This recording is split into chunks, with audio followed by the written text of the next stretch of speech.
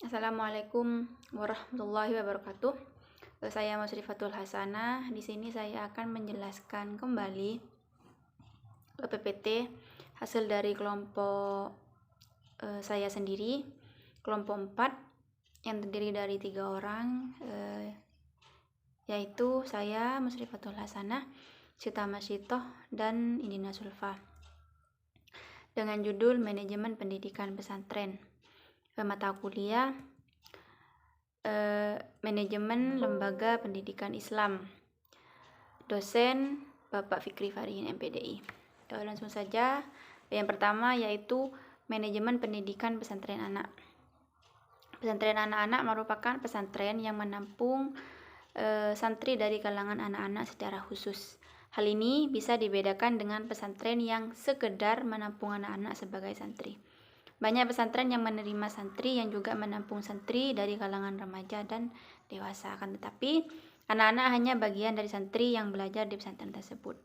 Meskipun mereka dipisah oleh baik kamarnya maupun kelompok pembelajarannya. Jadi pesantren anak-anak ini adalah pesantren yang dirancang secara khusus, memang khusus untuk anak-anak, sebagai lembaga yang mengajarkan pendidikan Islam bagi anak-anak. Sehingga jumlahnya tidak sebanyak pesantren biasa, tetapi jumlah yang sedikit itu terus tumbuh dan berkembang. Problem kemandirian merupakan persoalan cukup berat bagi pengasuh membuka pesantren anak-anak.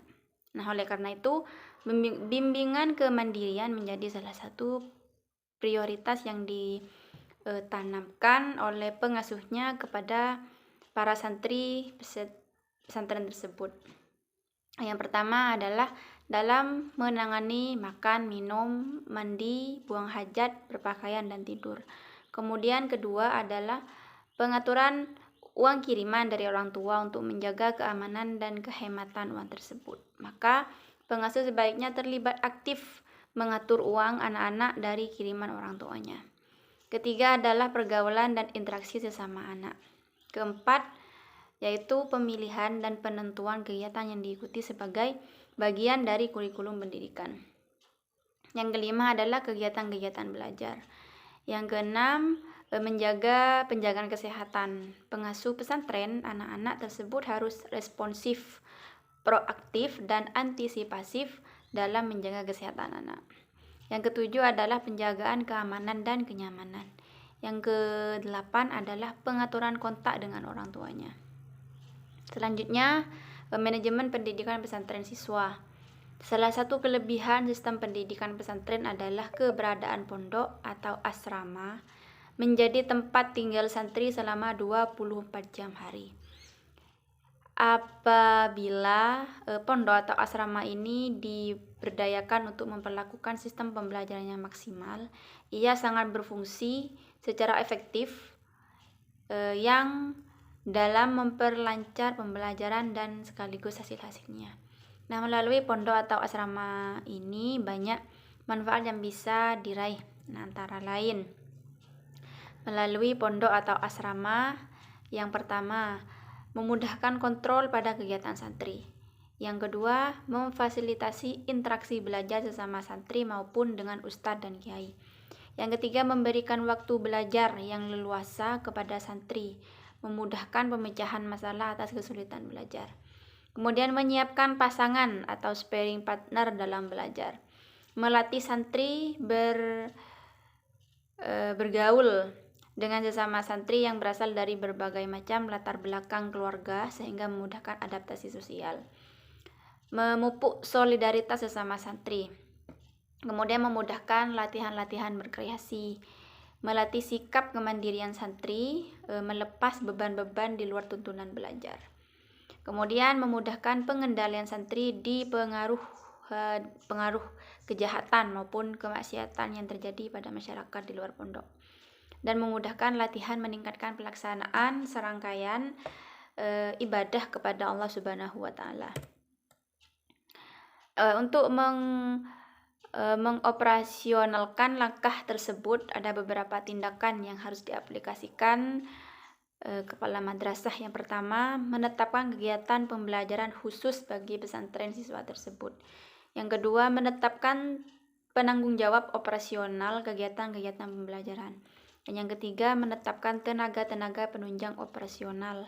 Yang keempat, menetapkan tenaga teknis yang menangani kebutuhan sehari-hari para santri. Kelima, menetapkan sistem pengkajian seluruh tenaga kerja yang menangani pesantren siswa di madrasah secara layak kepala madrasah. Selanjutnya, manajemen pendidikan pesantren mahasiswa atau PESMA. Pesantren ini pada dasarnya ada dua macam, yakni pesantren yang khusus menangani pengajian kitab-kitab agama Islam bagi kalangan mahasiswa dan pesantren yang mayoritas santrinya berasal dari kalangan mahasiswa. Pesantren mahasiswa yang dimaksud dalam pembahasan ini yaitu pesantren yang khusus diperuntukkan bagi mahasiswa, sehingga karakteristiknya jelas membedakan dengan model-model pesantren lainnya. Demikian juga dengan manajemen pendidikannya yang menuntut strategi pengelolaan khusus sesuai dengan karakteristik tersebut. Di samping terdapat strategi pengelolaan yang sama dengan strategi pengelolaan pesantren lainnya. Ada beberapa langkah. Yang pertama, memberikan kebebasan kepada santri untuk berpikir, berpendapat, berkreasi atas dasar pranata religius Islami. Yang kedua, mewujudkan interaksi sosial antar berbagai pihak secara satuan. Yang ketiga, merintis dan membangun sikap objektif kepada siapapun, baik dalam kehidupan PESMA maupun dalam proses pembelajaran. Yang keempat, merekrut ustadz-ustadz ganda, yaitu mampu membaca, memahami, dan menanamkan santri serta memiliki kemampuan menerjemah kitab kuning dalam bahasa Indonesia dan mampu menguasai ilmu-ilmu modern khususnya jenis eksakta dengan baik.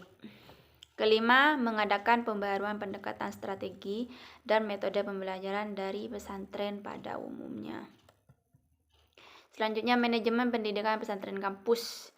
Pesantren kampus ini merupakan pesantren yang diperuntukkan secara khusus bagi mahasiswa dari suatu kampus tertentu, sehingga lokasi pesantren ini berada di dalam kompleks kampus.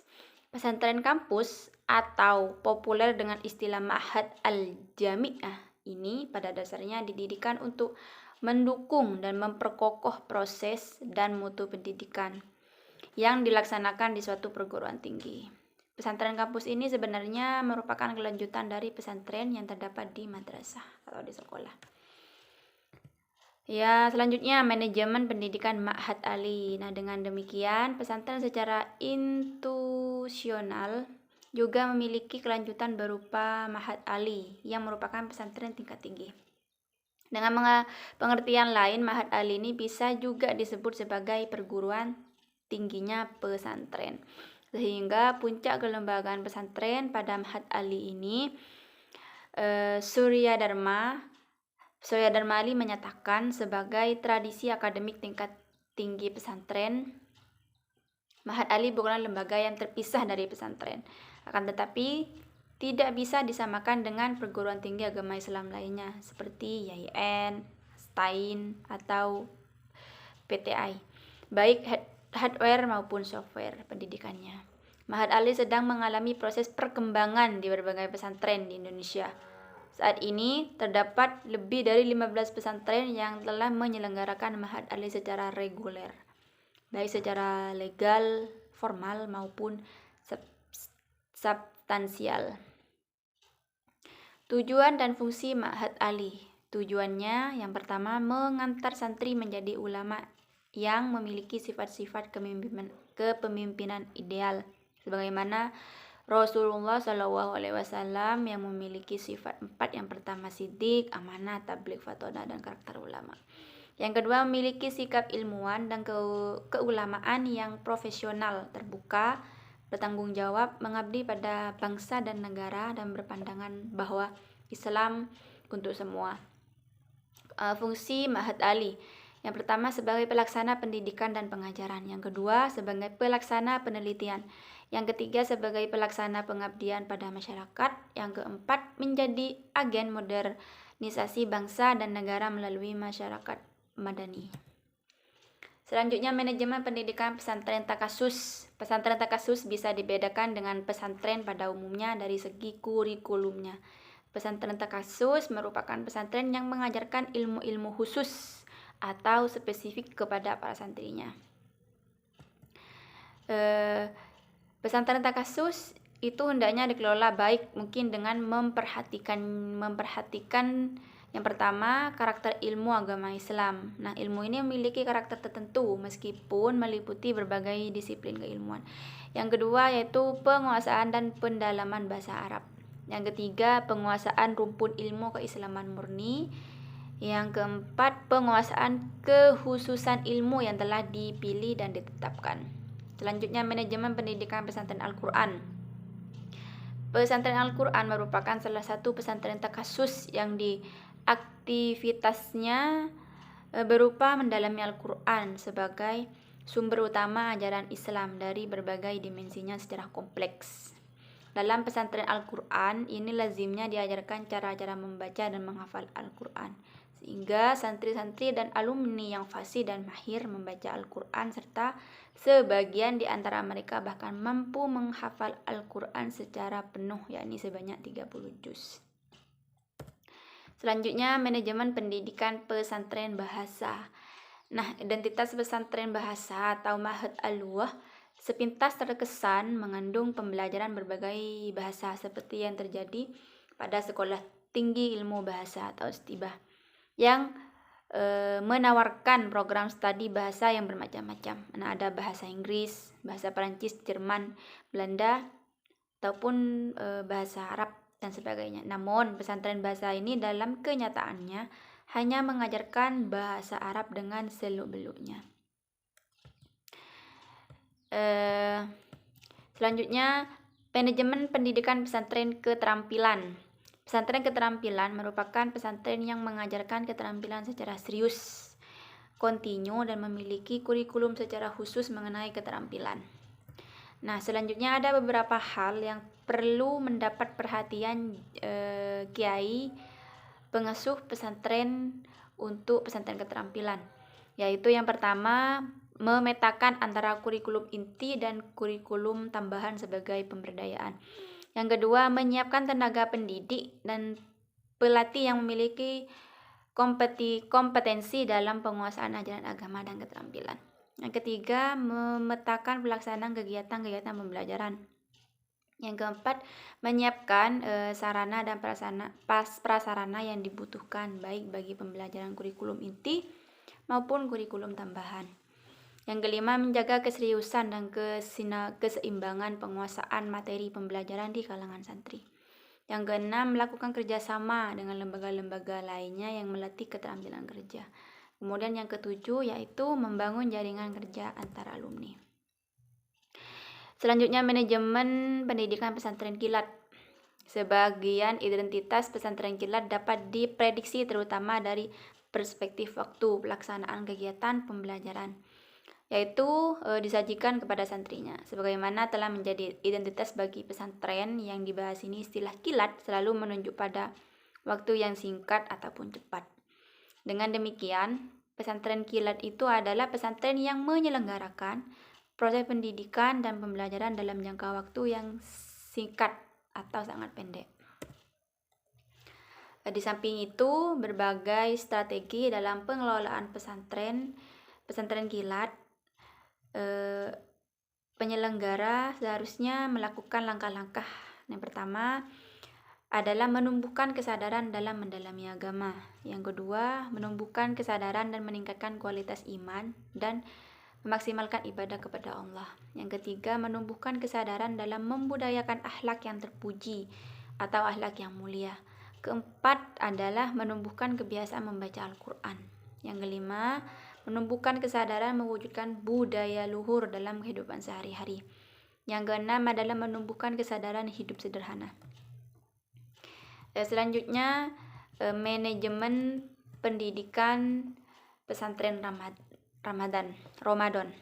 Pesantren Ramadan merupakan istilah untuk menyebutkan kegiatan pengajian yang dilaksanakan pada bulan Ramadan, baik dilaksanakan oleh pesantren maupun sekolah. Dengan demikian, pesantren Ramadan dapat dibagi menjadi dua macam, yaitu pesantren Ramadan yang diselenggarakan oleh pesantren dan pesantren Ramadan yang diselenggarakan oleh madrasah atau sekolah. Adapun langkah-langkah strategis dalam pengelolaan pesantren Ramadan yang diselenggarakan oleh pesantren. Yang pertama, pembagian kelompok pengajian berdasarkan tingkat kemampuan santri yang mengikutinya. Yang kedua, pembahasan kitab berbahasa Arab. Kemudian pembagian pengasuh didasarkan pada pertimbangan struktur dan profesional. Selanjutnya, manajemen pendidikan pesantren rehabilitas. Pesantren rehabilitas ini merupakan pesantren biasa, tetapi memiliki kepedulian menampung dan mendidik seseorang yang bermasalah berat atau krusial, baik terkait dengan kejiwaan, pelanggaran hukum, pelanggaran susila, penyimpangan sosial, bahkan kejahatan. Sebagaimana identitas pesantren ini dalam Kamus Besar Bahasa Indonesia, yaitu pemulihan kepada kedudukan, keadaan yang dahulu atau semula, perbaikan anggota tubuh yang cacat dan sebagainya atas individu. Dengan demikian, pesantren rehabilitas dapat dimaksudkan sebagai pesantren yang berusaha memperbaiki atau memulihkan kondisi seseorang yang telah mengalami kerusakan, baik kejiwaan, kondisi mental, kondisi fisik, kondisi sosial maupun kondisi susilanya. Selanjutnya, manajemen pendidikan pesantren virtual. Pesantren virtual ini adalah lembaga pengkajian dan pengajaran Islam Tafakuh Fid Al-Din dengan menggunakan media internet.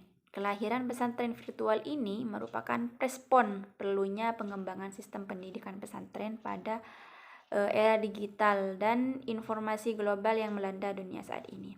Kehadiran pesantren virtual ini dalam dunia maya bukan hanya untuk menandingi arus informasi yang begitu deras dan tidak jarang menyesatkan Islam. Kehadiran pesantren virtual ini memiliki slogan yang mulia, yaitu yakni Learning Islam Together, yaitu belajar Islam bersama-sama.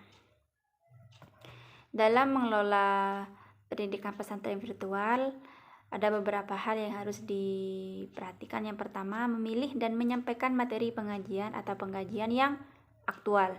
Yang kedua, menyampaikan materi pengajian atau pengkajian secara multidisipliner. Yang ketiga adalah menyampaikan materi pengajian atau pengkajian Islam dengan menggunakan pendekatan kontekstual dan sistemik. Yang keempat adalah menjelaskan materi pengajian dan pengkajian Islam berbasis sains dan teknologi. Dan yang terakhir adalah memberikan kesempatan kepada santri untuk berpendapat dan mengusulkan materi pengajian dan pengkajian berikut pendekatan penyajian materi yang lebih sesuai dengan kebutuhan mereka. Nah, mungkin hanya ini saja yang bisa saya sampaikan terkait manajemen pendidikan pesantren. Assalamualaikum warahmatullahi wabarakatuh.